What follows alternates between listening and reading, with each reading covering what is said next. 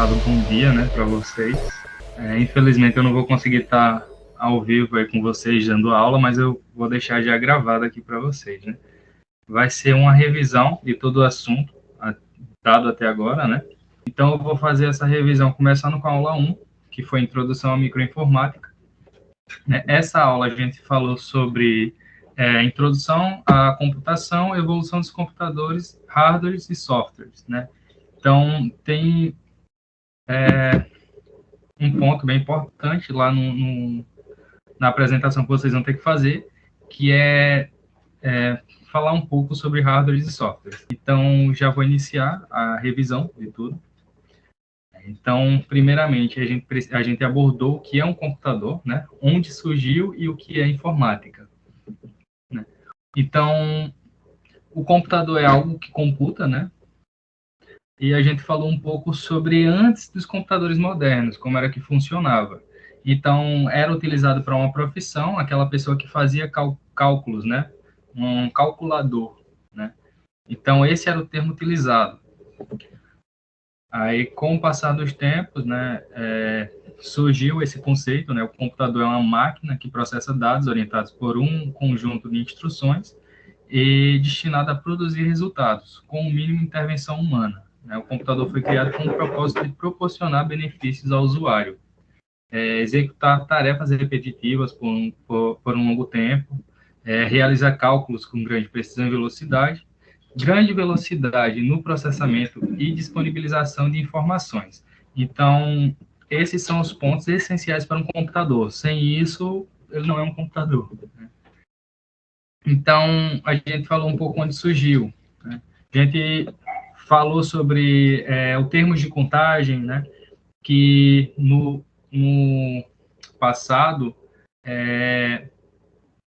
os pastores, eles utilizavam um meio de contagem que era por pedra, né? Cada ovelha que passava, ele empilhava uma pedra. E ao retornar essas ovelhas, ele ia lá e retirava cada uma dessas pedras. Depois eles começaram a utilizar os dedos e aí surgiu o sistema decimal.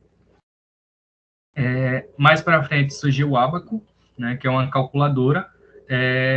Ela ainda é utilizada hoje na China e em alguns países ali da Ásia, né, como o Japão. E ele tem outros nomes, não só como ábaco, mas na China ele é chamado de Swanpan e no Japão Soroban. Deixa eu ver. A gente falou sobre a máquina pascalina. Ele não era um computador, mas era uma calculadora, né? Onde ele recebia alguns números, a gente falou sobre isso, e rapidamente ele fazia um cálculo e dava o resultado. E só calculava soma, subtração, multiplicação e divisão. Então, ela gerava essas repetições.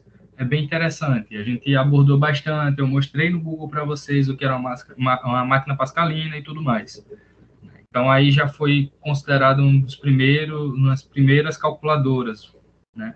Depois veio a máquina analítica, que foi em 1834. Ela executava operações básicas, armazenava dados em uma memória mecânica e imprimia o resultado. Projetado por Charles P. Babbage, um matemático inglês, a máquina efetuava 60 somas por minuto, então era um pouco mais rápida, né?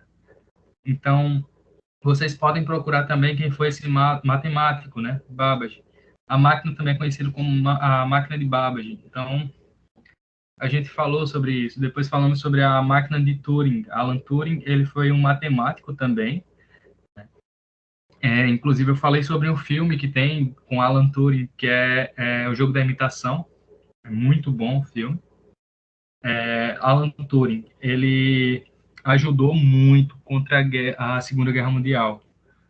Essa máquina que ele criou, a máquina de Turing, ela foi capaz de decifrar códigos do exército alemão, né? Então, quando eles estavam planejando atacar algum lugar, eles faziam isso por meio de códigos, né? E esses códigos eram criptografados. E essa máquina ajudou a descriptografar e achar o padrão e conseguiam, assim, por meio dessa máquina, traduzir as informações, entende? Então, ele foi muito importante. Essa máquina de Alan Turing ela foi um passo fundamental, tanto que ele é conhecido como o pai da computação, Alan Turing. Na computação não existia o conceito de programa armazenado.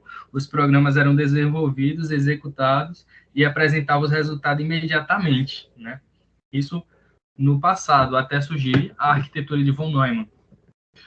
A arquitetura de von Neumann surgiu em 1945, e eles descobriram, né, tanto Neumann quanto outros pesquisadores descobriram que utilizando dispositivo de memória em forma de linha de retardo de mercúrio, eles poderiam armazenar instruções do programa. Então, por meio dessa descoberta, eles inventaram a memória de armazenamento. Então, a partir daí, surgiu essa arquitetura, a arquitetura de von Neumann, que assim, foi um pilar fundamental para os computadores de hoje, que nós conhecemos. Então, esse computador, a arquitetura dele é constituída dessa seguinte forma: entrada e saída. A gente pode ter como entrada um mouse, um fone, saída, um monitor, uma caixa de som, coisas do tipo. Unidade aritmética lógica, que é acumulador, uma memória RAM, né? E unidade de controle, que seria o CPU, e a memória de armazenamento. Então, memória de armazenamento, unidade aritmética e lógica, né, o CP, unidade de controle, entrada e saída. Então, essa é a arquitetura de Neumann, utilizada, aprimorada e utilizada até hoje. Então, aqui a gente tem um pouco da história do primeiro computador, que foi o Mark I. É interessante que eu estou revisando isso com vocês e parece que a aula foi ontem, velho, a aula introdutória. E a gente sabe que não foi, mas o tempo passa tão rápido que a gente tem essa sensação. É muito bom. Eu estou com saudade da aula para vocês mesmo. Espero que próxima semana, próximo sábado, eu esteja com vocês. Então, voltando à aula, aqui a gente vai abordar um pouco a história do computador, né? Mark I foi o primeiro computador eletromecânico inventado pelo professor Howard W. Aiken, da Universidade de Harvard, nos Estados Unidos, isso em 1944. Interessante que a arquitetura de Neumann foi em 1945. Então, quando o Mark I foi lançado, ainda não existia a arquitetura de Neumann, não tinha aquele sistema de armazenamento, né? Então, depois disso, então já tinha surgido o Mark I, aí veio o ENIAC. O ENIAC foi em 1946, então já existia aquela arquitetura de Neumann. Então, eles já conseguiam armazenar algumas coisas. Essa imagem que tem aqui não é o ENIAC, tá? É uma imagem muito parecida com o Mark I. Continuando. No ENIAC, ele foi o primeiro computador eletrônico. Já o Mark I foi o primeiro computador eletromecânico, né? Tem uma diferença em eletromecânico e eletrônico, né? Então, ele foi inventado por John Eckert e John Malkin, na Universidade de Pensilvânia, em 1946, e tinha cerca de 18 mil válvulas. Ele era gigante, assim como o Mark I. Eram dois computadores enormes. Aí, mais para frente, veio as gerações de computadores, né? Começou a evoluir, onde eles passaram a ser divididos por gerações. Então, temos os computadores de primeira geração, que foi o pontapé de tudo, né? Eles eram constituídos por uma válvula de tubo de vidro, similar a uma lâmpada. Ele aquecia bastante e costumava queimar com muita facilidade, então tinha que ser trocado de tempos em tempos, né? A primeira geração, ele era válvula, né? Então, era algo que era muito arcaico atualmente, mas hoje, tipo, naquela época, era algo muito revolucionário, né? Com o passar do tempo, aqui, na verdade, antes de ir para frente, aqui mostra como é a arquitetura, né, de uma válvula, né? Então, ele tem esse suporte de absorvedor de gás, tem a mica, tem o anodo, tem todas essas informações, né? E ele é fechado com a mica. Então, aqui tem uma foto, né, do pessoal trabalhando. Provavelmente esse moço aqui está trocando uma válvula, provavelmente já queimou. Depois surgiram a segunda geração de computadores. Ele era marcado pela substituição das válvulas por transistores, ou por transistor. o transistor ele revolucionou a eletrônica em geral. Eram menores, aqueciam menos, consumiam menos energia e eram mais rápidos e efetivos. Então, ele diminuiu bastante o tamanho dos computadores, né? Então, foi um boom tecnológico naquela época, né?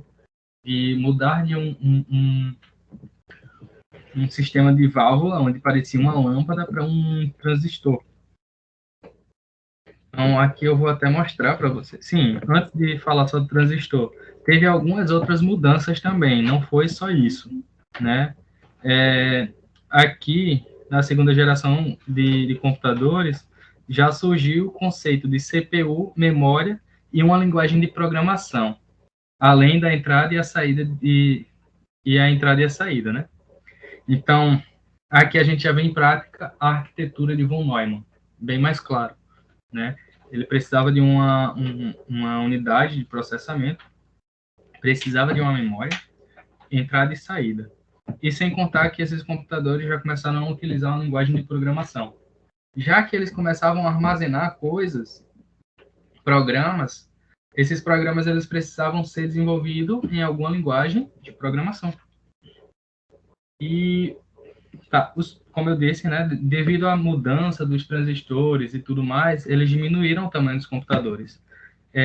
E nesse tempo, a linguagem que foi desenvolvida foi Assembly, que é uma linguagem assim que alguns programadores conhecem e ainda utilizam hoje. Mas ela é uma linguagem mais próxima da linguagem das máquinas.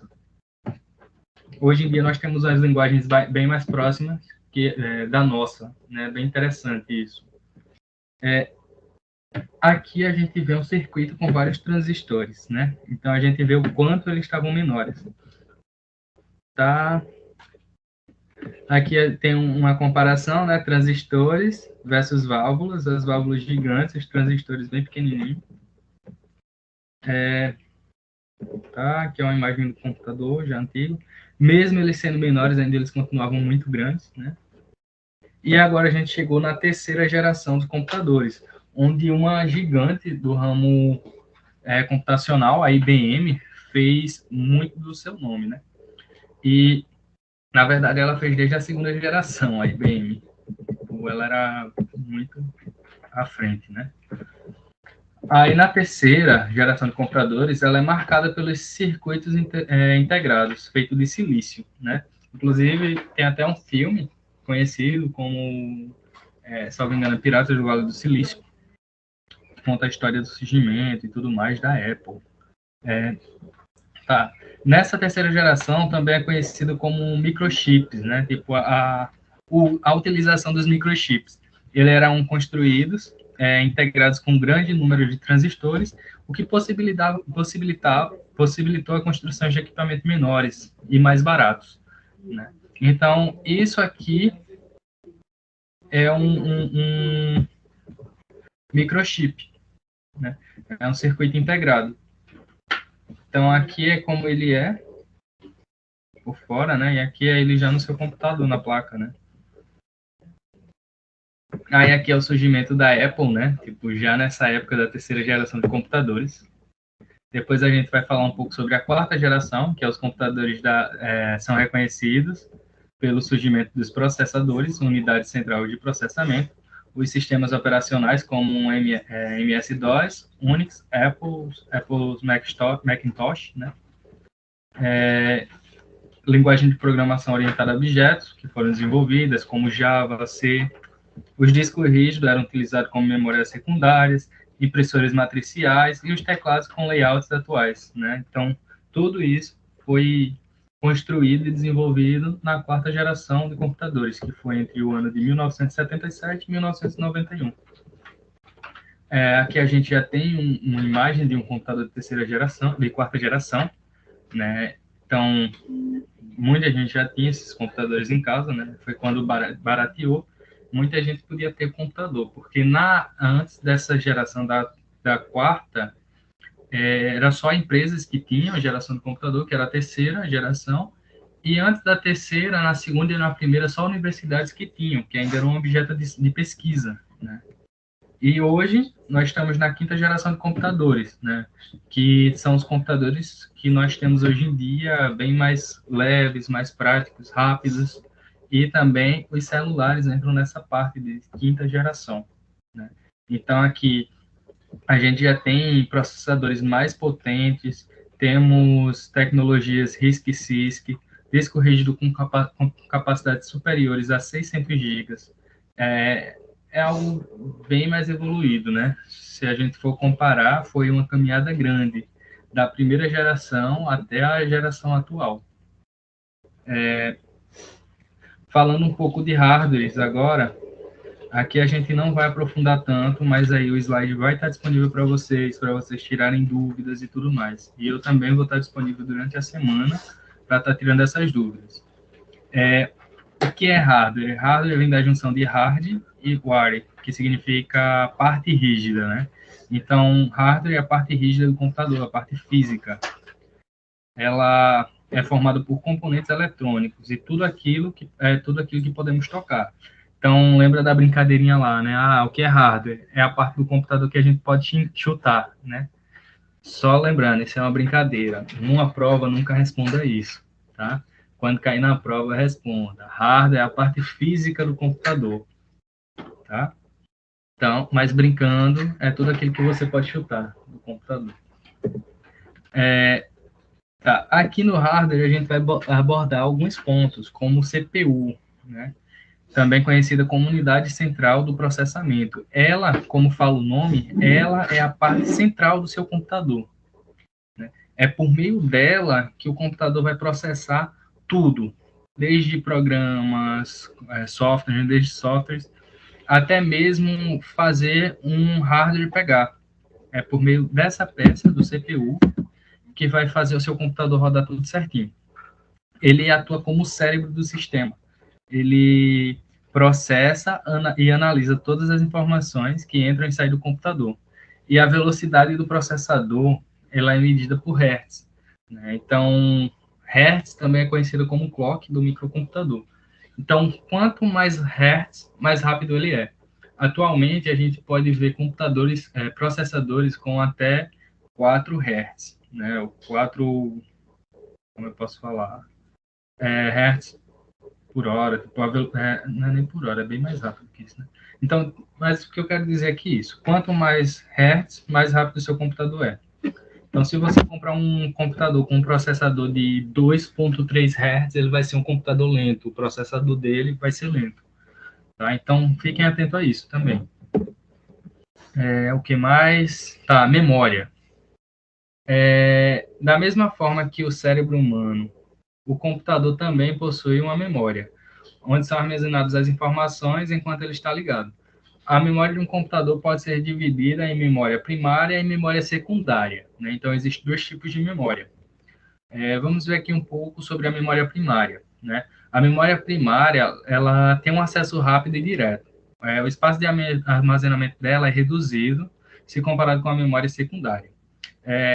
No homem, lembrança, tipo em nós, né? Tipo, essa memória vai atuar como lembranças, números de telefone, letras de música, entre outras coisas. Já no computador, ela vai auxiliar a CPU no processamento das informações. E aqui a gente vê 4 tipos de memória primária, que é a memória RAM, a memória ROM, cache e registradores. O cache da memória, ela fica no processador. Então, a gente tem que estar atento a isso também quando for procurar um processador para comprar. Aí aqui a gente vê a memória secundária, que é acesso lento, é o espaço de armazenamento externo, né, se comparado com a memória primária, é extenso, né, no caso ela tem mais capacidade de armazenamento. No homem, em nós, ela é como se fosse a parte da memória onde vai guardar lembranças duradouras, como coisas importantes, e amigos, tipo, como a gente vai lembrar quem são nossos pais, onde nós moramos, o que mais? Coisas assim, específicas que a gente lembra para sempre, né? Ou para sempre, ou até enquanto a gente tiver vida, ou de repente pegar uma doença, né? Mas essa é a parte da memória secundária do computador, né? Então, no computador é conhecido como um HD ou um SSD, né? Ela armazena tudo que você tem, todos os arquivos fica armazenado lá. É uma memória de longa duração. Aqui agora a gente vai falar sobre ROM. Eu não vou aprofundar muito, né? Mas essa é a memória de leitura. Ela não é volátil, então ela mantém as informações mesmo sem energia. Então, quando você desliga o computador, o que tem nela fica lá, não vai apagar. Ela armazena normalmente o código de rotinas de inicialização e teste do dispositivo do computador. É conhecida também como a BIOS do seu computador, né? Então, às vezes, dá algum problema no seu computador e você tem que resetar a BIOS. Aonde é feito esse reset dessa BIOS? É nessa memória, a memória ROM. Deixa eu ver. Tá.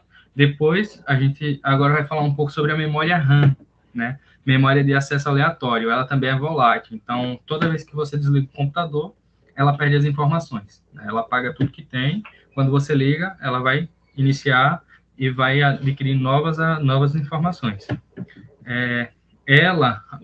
A parte principal dela é auxiliar o processador, no caso a CPU, quando ela vai processar as informações, os dados, né? Então, quando surgiu a memória RAM, ela surgiu desse tamanho, 16 megas, né? Era a memória DIMM, era o tipo de memória, memória RAM DIMM.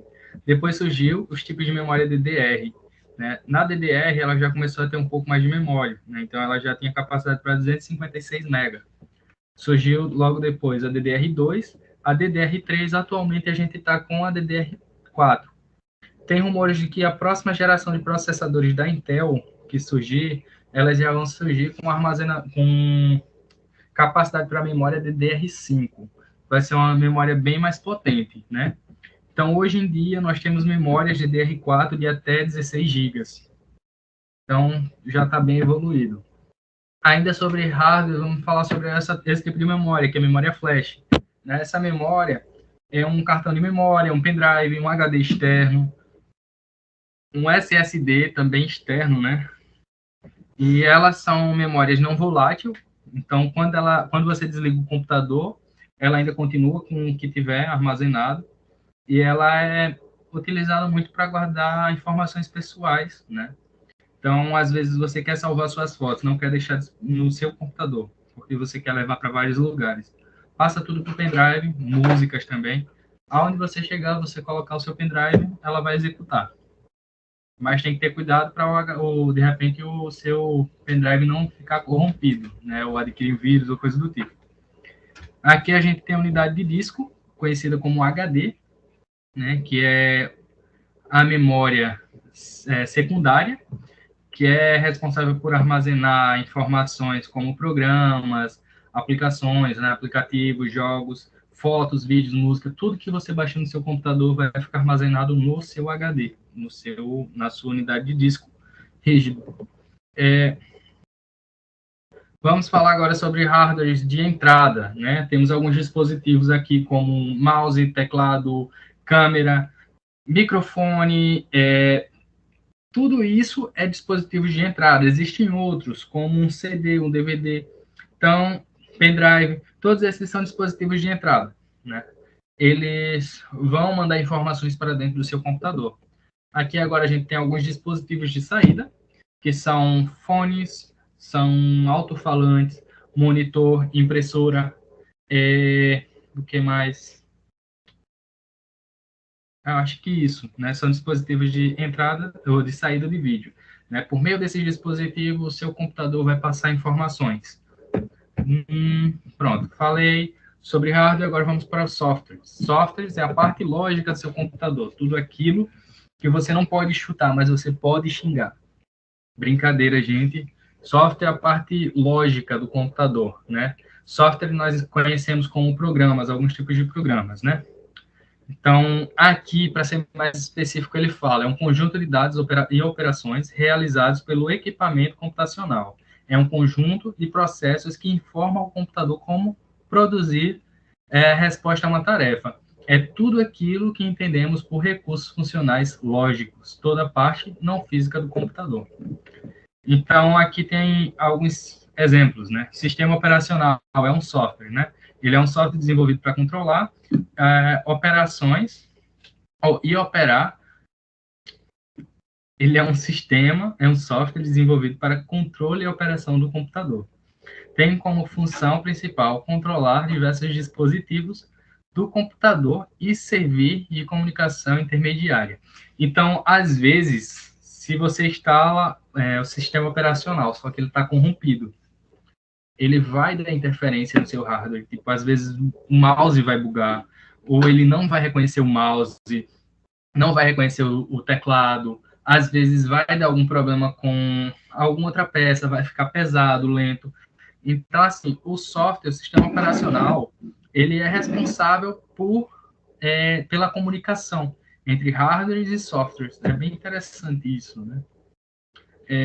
Programas utilitários também são softwares, como o WinRAR, o McAfee, que é um antivírus, Photoshop, Photoscape, aqui a gente tem outros exemplos, né, de PowerPoint, Office, Word, são todos aplicativos, são todos softwares, né? Então, tudo que é lógico, tudo que é programa, são softwares. Tem alguns softwares maliciosos, que são os vírus, né? A gente viu isso também na primeira aula. Falou sobre malware, spyware, entre outros vírus. Eles são utilizados para roubar informações, né?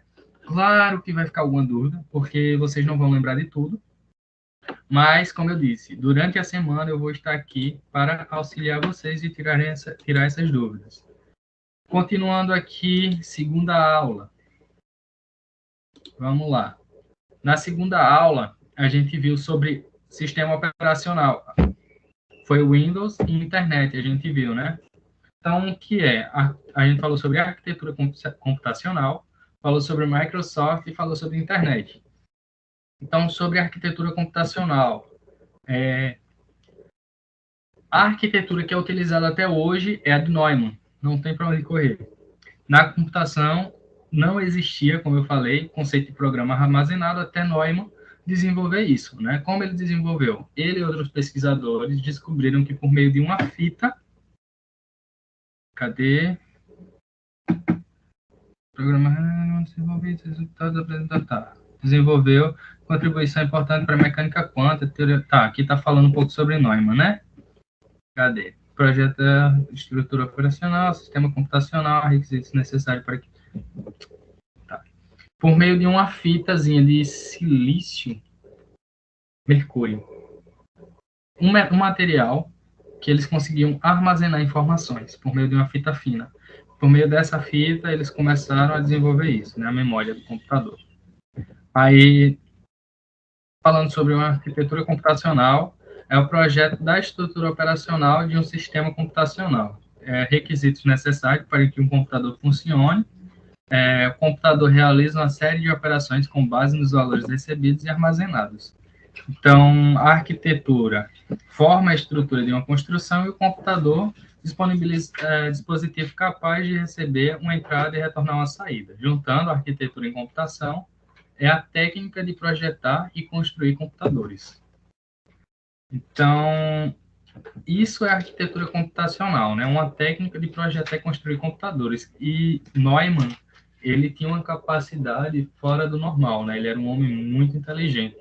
Muitas vezes a gente não escuta falar tanto nele, escuta só mais na área da informática, mas ele foi um cara tão grandioso quanto Einstein, né? Einstein, assim, teve a sua importância, mas como a gente viu aqui, Neumann, ele não contribuiu só para a área da informática, né?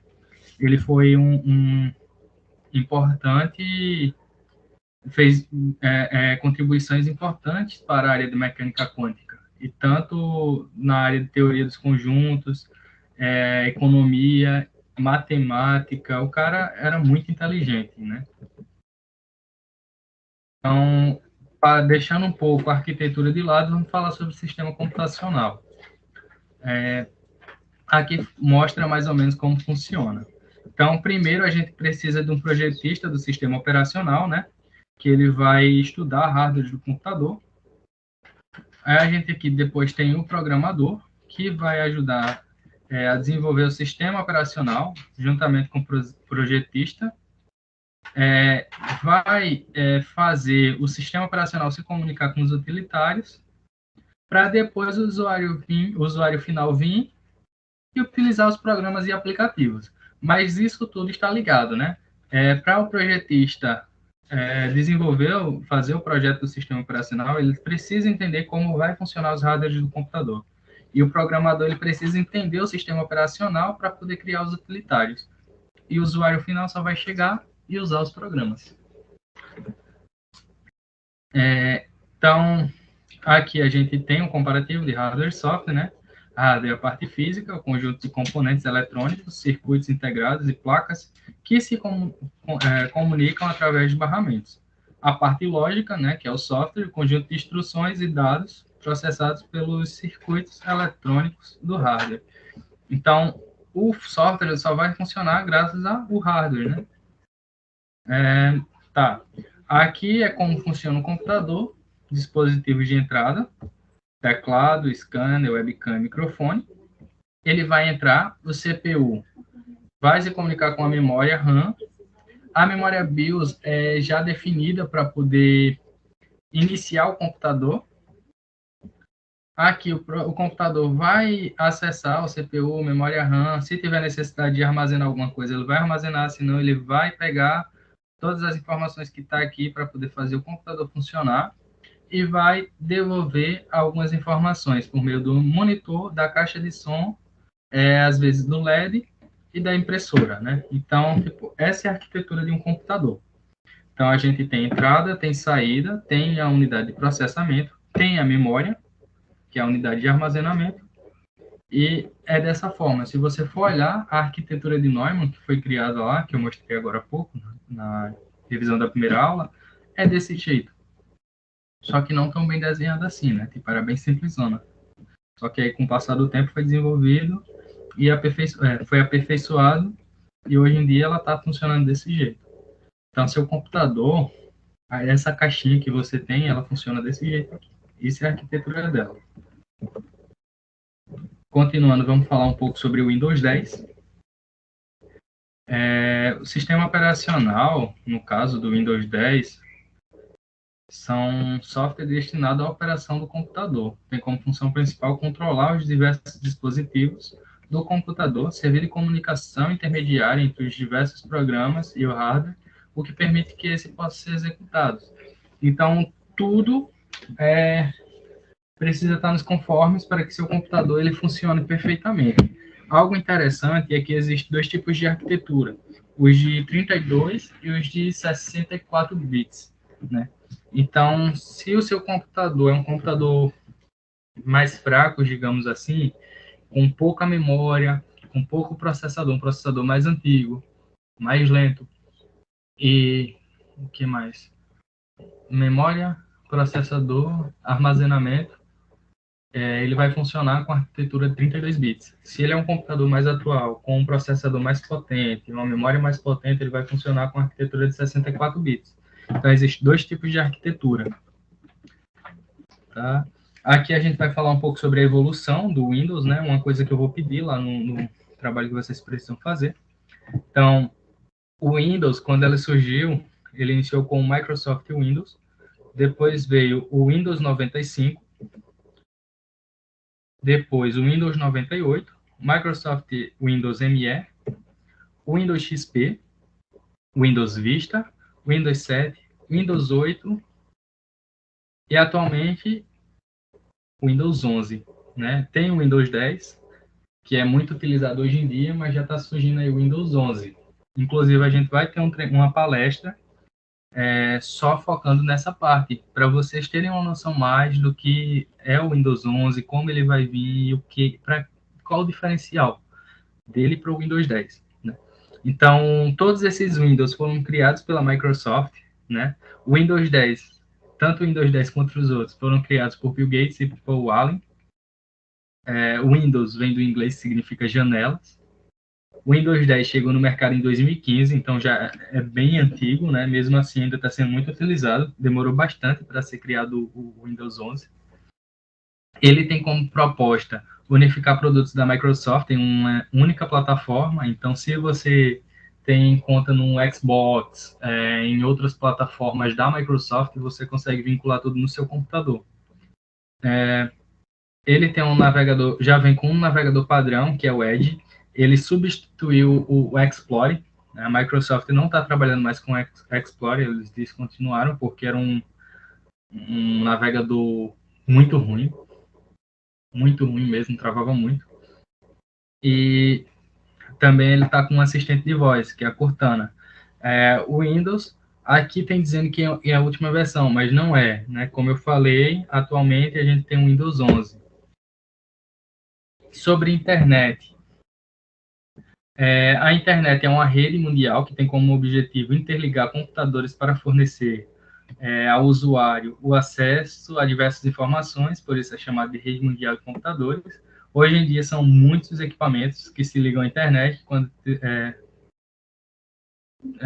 o teu computador, PS4, celular e tablet se liga à internet, ele tem de ter um endereço de IP para que possa comunicar com os outros equipamentos. Então, tudo que é dispositivo que se conecta na internet, ele gera um endereço de IP, né? E como surgiu a internet? Falando um pouquinho agora de história. Ela surgiu entre 1947 e 1991, durante a Guerra Fria. Ela foi criada para a comunicação dos exércitos americanos, né? Entre 70 e 80, nos anos 70 e 80, passou a ser utilizado para fins acadêmicos. Uma forma das universidades de compartilhar informação sem precisar de carta ou coisas do tipo. Então, naquele tempo já existia o telefone, né? Então, eles conseguiram comunicação por meio do cabo da rede telefônica, né? Então, era um pouco lento e tudo mais. Aí, em 1990, essa internet que eles usavam nas universidades passou a ser utilizada para a população. Aí, nesse mesmo ano, surgiu o WWW, que é o World Wide Web, criado por Tim Berners-Lee. E até hoje nós conhecemos o www, né? Então, como funcionava? Para você navegar, você entrava numa página que era em forma de hipertexto, né? O famoso HTML. E aí surgiu o navegador.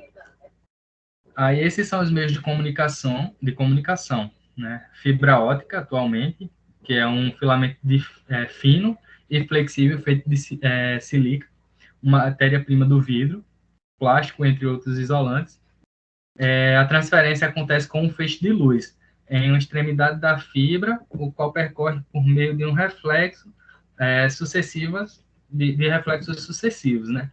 Então, esse filamento ele precisa estar totalmente limpo. Se ele tiver qualquer arranhãozinho, qualquer manchinha, ele vai dar problema, ele não vai conseguir se comunicar, você vai ficar sem internet. Outro meio, aqui tem mostrando, né, os cabos da fibra ótica, e também tem a fibra ótica. Isso é a fibra ótica, né?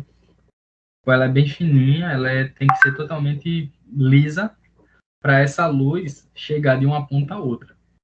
Então, normalmente nos aparelhos ela é assim, tem esse encaixezinho. Aí outra forma de conectar a internet é o par traçado, né, composto por 4 pares de fios de cobre. Eles são trançados entre si e essa disposição serve para reduzir os ruídos e manter o constante as propriedades elétricas ao longo de toda a extensão. Aqui tem uma foto de como é, aquele famoso cabo, né? Internet a cabo. Então, por dentro ele é assim, tá vendo? Fio trançado. Ele é par traçado, né? Cada 2 fios ele é enroladinho. Depois tem um outro tipo de internet, que é o Wi-Fi, que vai funcionar por meio de ondas de rádio, transmitida por um adaptador, denominado roteador. Este recebe os sinais, decodifica e os emite com as antenas. Então, isso é o Wi-Fi.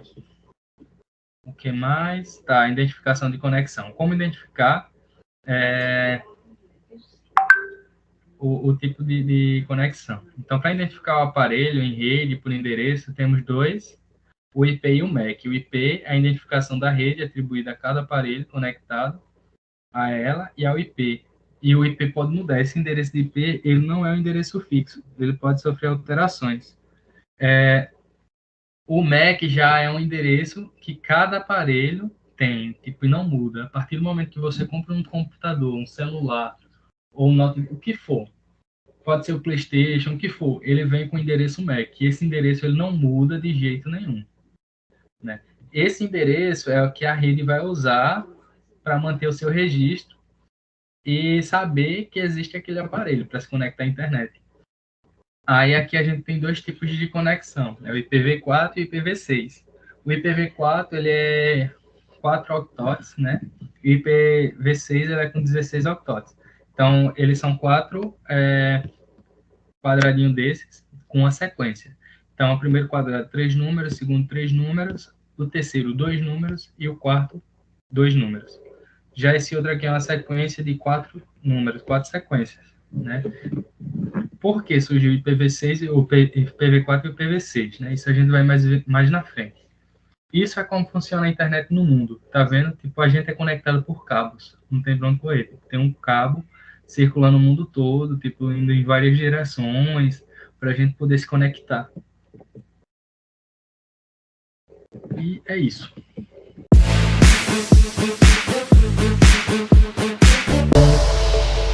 Aqui nessa aula a gente vai entender sobre os editores de texto, sobre o Microsoft, sobre o Write, que na verdade a gente nem usa, e o Documents, né? Então, esses são os editores de texto, né? Existe vários, né? Existe o mais conhecido, que é o Microsoft Word. Existe o bloco de nota, que às vezes você quer fazer uma anotação rápida e tudo mais, você pode fazer pelo bloco de notas. Tem o WordPad também, que serve como se fosse um bloco de notas. Tem o Write e o Google Documents. O Google Documents e o Word, eles são bem completos. Dá para você fazer tabelas, dá para você fazer listas, dá para você fazer muita coisa com eles. Inclusive, a gente fez na nossa aula, né? Aí, vamos falar um pouco sobre o pacote Office, né? Que é o pacote da Microsoft. É construído por aplicativos de apresentação, da empresa Microsoft. Os aplicativos são comumente usados em rotinas administrativas e os mais populares são o Word, o Excel e o PowerPoint, sendo que a Microsoft eles têm outras ferramentas que são utilizadas mais para o desenvolvimento de banco de dados, entre outras coisas.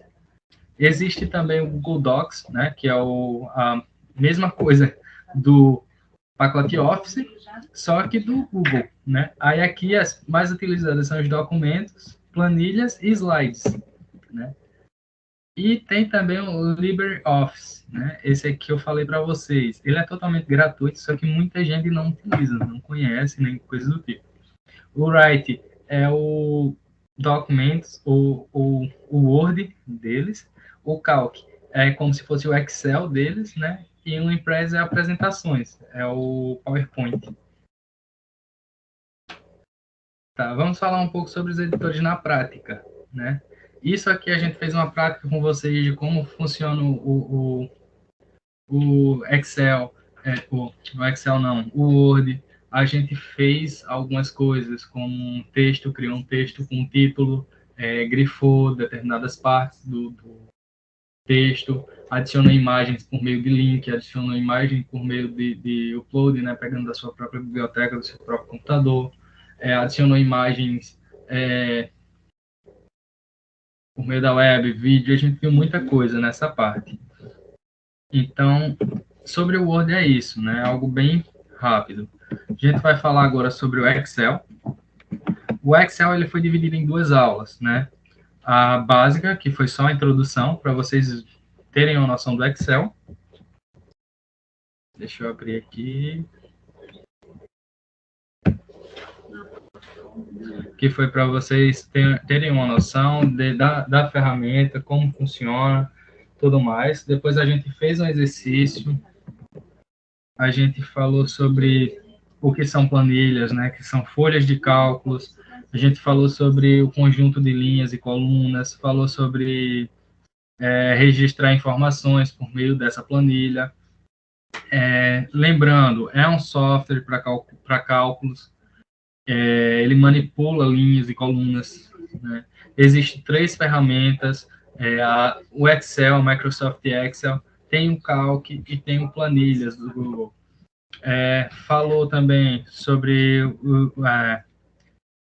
os tipos de informações que ele recebe, né? Eles recebem informações numéricas, recebe texto, recebe data e hora. A gente utilizou fórmulas, né, que são utilizadas para fazer cálculos, somas, essas coisas. Falou sobre como é formada a tabela, sobre o que é uma tabela, né, que são a conjugação entre pensamento, abstratos e a nossa necessidade de visualização. Ela tem uma continuação, né? A gente vê aqui que a coluna, ou as linhas, são divididas por números, já as colunas são por letras, né? Aqui, ó, as colunas são por letras. Uma célula é a linha com a coluna. Aqui a gente vê um exemplo bem mais claro. Fórmula é uma série de instruções a fim de realizar algum tipo de cálculo. Funções é a fórmula pré-desenvolvida que assume um valor ou vários valores. Então, tudo isso a gente viu, fez um exercício e a gente vai dar mais uma olhada agora na aula avançada, né, de Excel, como foi. Nessa aula, antes de iniciar, a gente desenvolveu lá, fez aquele exercíciozinho que todo mundo entregou, foi muito bom, difícil, mas bom. Aqui a gente, na aula avançada, a gente viu que os atalhos e viu as funções, né? A gente viu como manipular a linha, coluna, a gente viu que as linhas são representadas na vertical, já identificadas por número, que as colunas são na vertical, identificado por letras, elas vão de A a Z, depois da Z, elas são seguidas por números, né? Tipo A1, ou são representadas por letras, né, que pode chegar a duas sequências ou três, no caso A, Z, ZA, ZB e assim vai, né? Ou AA, AB, AC, AD. Deixa eu ver mais aqui, coisa importante. Atalho. A gente viu que, tipo, como navegar na própria planilha, né? Colocando para baixo, para cima, direita, esquerda. Tipo, aqui a gente consegue ver no slide também o que faz. A gente viu as teclas Home, ela volta para o início da tabela, no caso A1.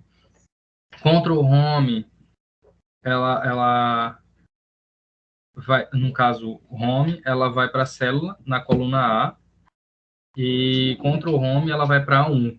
Né? Page Up, ela vai uma tela para cima, Page Down vai uma tela para baixo. Ctrl Up, ela vai para a planilha anterior.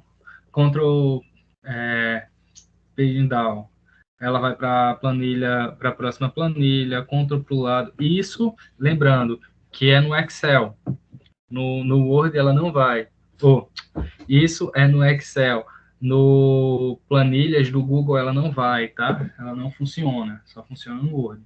A gente viu Ctrl para cima, Ctrl para baixo, Ctrl para cima, ela vai para a primeira célula, Ctrl para baixo vai para a última.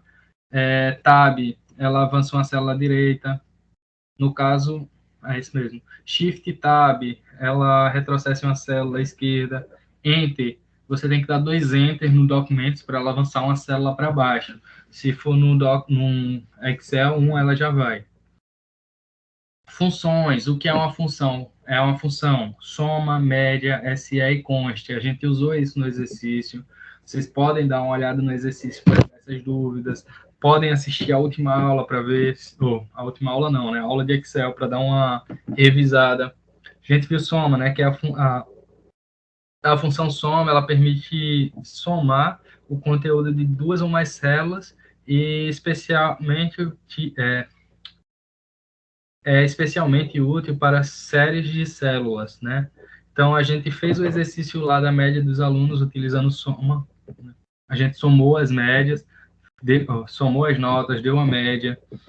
A gente usou o SE para ver se o aluno tinha sido aprovado ou reprovado. Usou Conte SE para dizer se o aluno, a quantidade de alunos que foi aprovado, a quantidade de alunos que foram reprovados. Então, tudo isso são funções, ou são fórmulas que a gente utilizou para praticar. Então, vocês podem revisar isso. Se tiverem dúvidas sobre isso, podem falar comigo. Então, aqui a gente viu as 3 ferramentas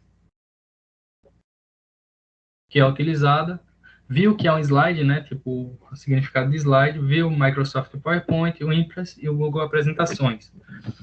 Então, o slide é uma imagem estática, ela é positiva, geralmente em cores, criada sobre uma base transparente usada em meios fotoquímicos, montando numa moldura para possibilitar a sua projeção numa tela.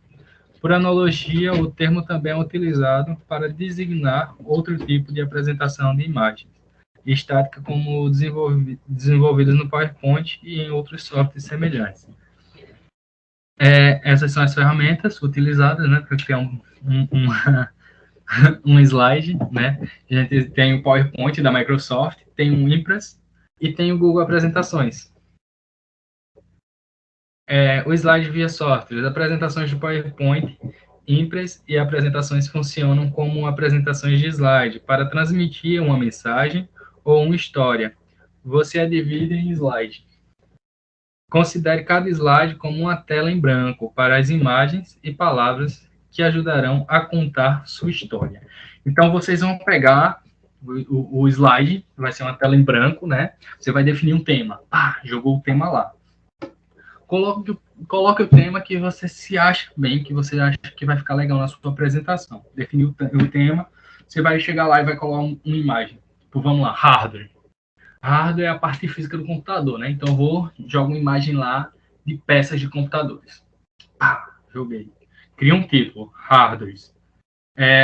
Pontuo sobre cada parte do hardware que eu vou falar, né? Hardware, parte física. Hardware, componentes do computador. Hardwares são divididas em hardwares, deixa eu ver aqui. Principais hardwares de um computador. Fiz. Hardwares, entrada e saída. Tipo, pontuei. Cheguei na hora da apresentação. Eu vou falar agora um pouco sobre hardware, né? A parte física do computador, uma das partes mais importantes. Aqui a gente tem um exemplo de hardware de entrada e hardware de saída. Hardware de entrada são isso, isso, isso e isso. Já hardware de saída é isso, isso e isso. As principais peças, as principais partes de hardware, os hardwares principais de um computador são memória, processador, HD. Fala um pouco sobre o que é as principais peças. Pronto, já defini. Uma tela só você conseguiu botar ponto a ponto e você, da sua cabecinha, do que você estudou, vai explicar, entendeu? Tipo, você não vai digitar, escrever todo o texto do que você vai falar no seu slide. O slide é só para pontuar e lembrar a você do que você vai falar. Tá? Como surgiu o PowerPoint? Aqui fala um pouco sobre a história. Isso eu não vou abordar muito, porque não vai cair, né? Vocês não vão precisar explicar o que é como surgiu o PowerPoint. Né? Então, o principal, eu não vou pedir para vocês falarem sobre o PowerPoint, porque vocês já vão estar apresentando em PowerPoint. Isso mostra o que vocês aprenderam.